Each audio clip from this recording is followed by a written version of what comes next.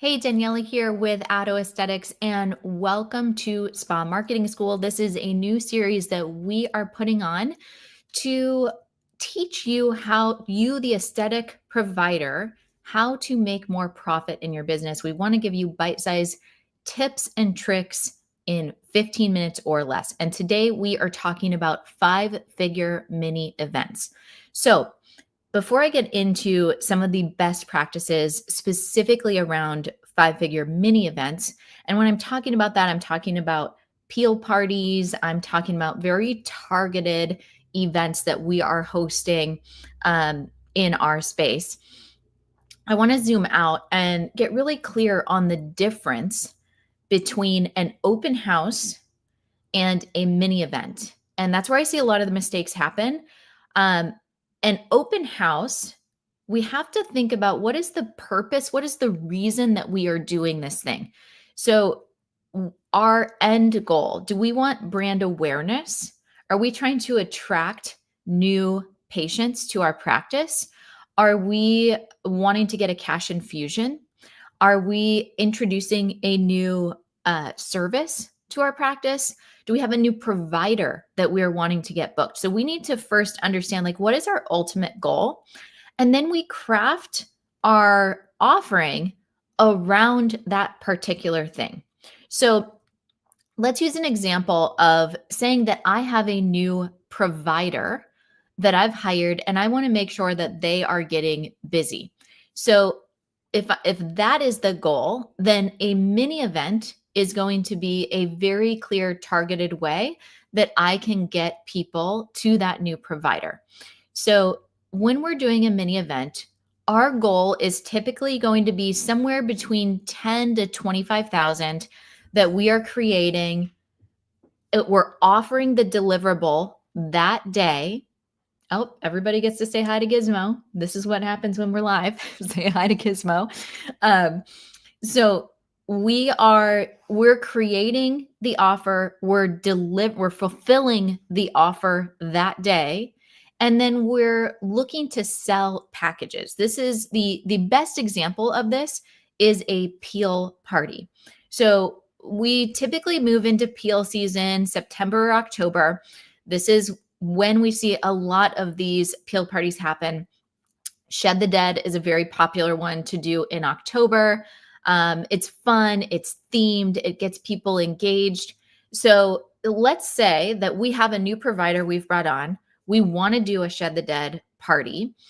Our goal is to get this new provider 5 new clients.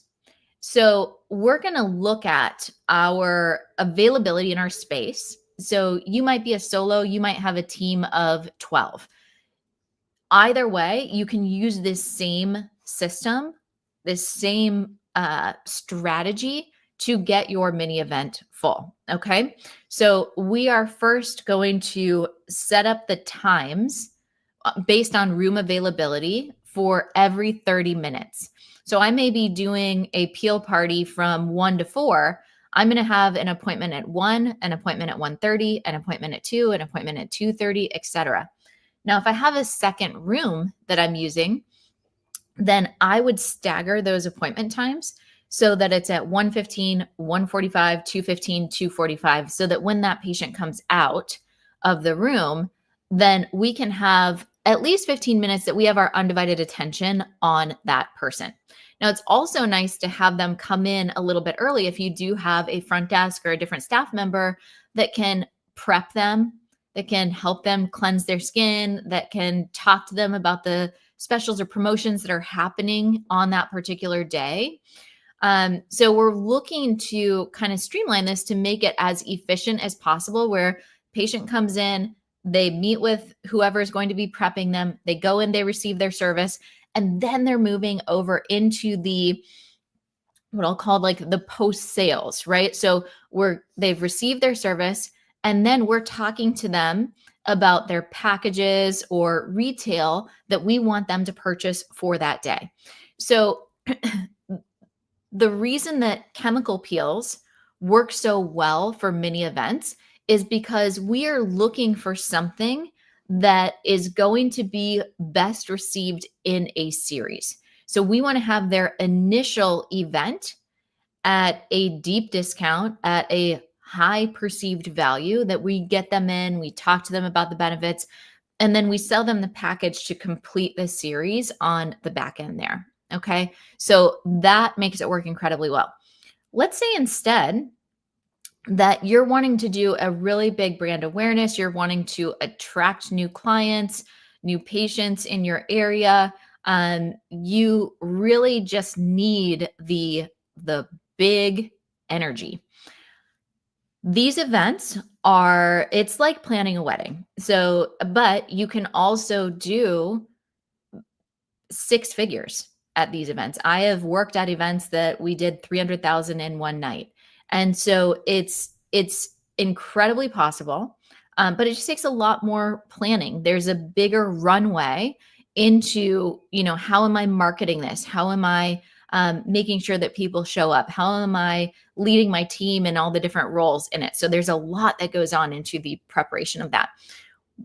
A lot of people get what I call event hangover after these events. And that is why I'm such a big fan of mini events, because yes, maybe you're going to do, somewhere between 10 to 25,000 in a day with a very dialed in mini event, but you can do those, every 6 to 8 weeks and get really themed, get really targeted in these different areas.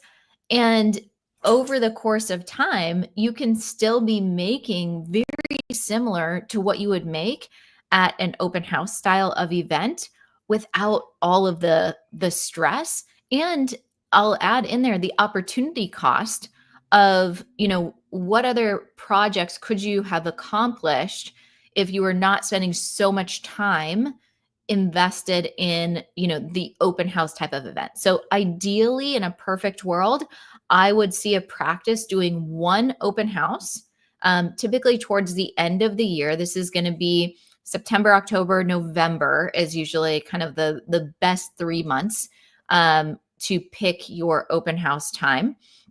And then do anywhere between 2 to 4 mini events throughout the year to solve specific problems. Again, introducing a new service or product, getting a provider busy, doing a members appreciation event. These are all great ways to focus on mini events that can drive revenue, that can help you reach those goals when you maybe have a dip, right? We are in May now. I love May. It is Lay Day in Hawaii. And so it is it's a beautiful time of year, but we're also approaching what for many people is a bit of a slowdown in the summer. And so this is the perfect time, my friends. Reframe this to the perfect opportunity that you are going to be so prepared. You are going to dial in your marketing and have the most incredible mini event and or open house in September or in October, right? You want to do it with ease. You want to do it in a way that doesn't feel just rushed, like you're flying by the seat of your pants. Okay. So when we're looking at mini events, let me just go over the concept, right? So I've told you what the purpose is for. They're less stressful. The deliverables are happening that day. Like the patient is actually getting the peel. We're selling the package. We're in an open house. They're just buying their stuff. They're not getting a service that day. We don't even want them to be booking their appointments that day. We just want them to purchase their things. So for a mini event, we are typically charging for a ticket. And when they get their ticket, they're going to get a complimentary peel. So let's say that a ticket to the event is $99. And included in that ticket, you're going to get a complimentary peel and you're going to have access to 20% off retail products and other specials and promotions. Okay. Maybe you have 15 spots or 16 spots available. So it's equally as important to make sure that you are you're very strategic with the people that you are inviting.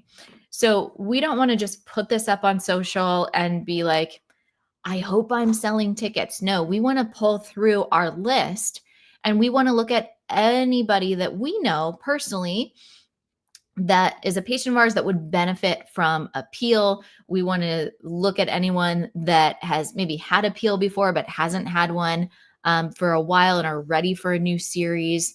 We want to look at like who would be the people most likely to purchase a peel package. And then from there, we're going to call them and invite them in. We're going to pick up the phone and get on the phone and invite our VIPs, invite our existing clients and patients that we feel would be a good fit, because again, it is 50% easier to sell to an existing client than it is to attract a new one. So we really want to go deep rather than wide with this strategy. So think about mini events for your existing patient base. Think about open houses to attract new clients. And sure, are you going to get a new client here or there with a mini event? Absolutely, especially if you position it as like a family and friends type of event. But for the most part, we're looking at mini events as nurturing our existing patient base, where a open house is attracting new people in. Okay. So we're selling a ticket, we're including these particular things, we're delivering the service that day, and then we're doing what we call a downsell. So we want to make sure that every single person, we're keeping track of who showed up, what they purchased. We're giving them a call the next day to either thank them for the purchases that they made and get their appointment scheduled, or we're going to offer them an extension on the packages for 1 week, because maybe they have FOMO. Maybe they didn't want to make a purchasing decision right away. Maybe they wanted to see how that peel worked on their skin. So we want to give them the opportunity, the possibility to be able to make a decision down the line. Okay. There is so much magic in the downsell, so do not skip that step. All right, my friends. So I hope that that gives you enough to get your wheels spinning and start thinking about what it would look like to host a mini event in September or October, around that time. Really start to do that work now. Get prepared now. I love operating a business with ease, and I want that for you as well. All right. Thank you so much for listening, and I'll catch you on the next episode.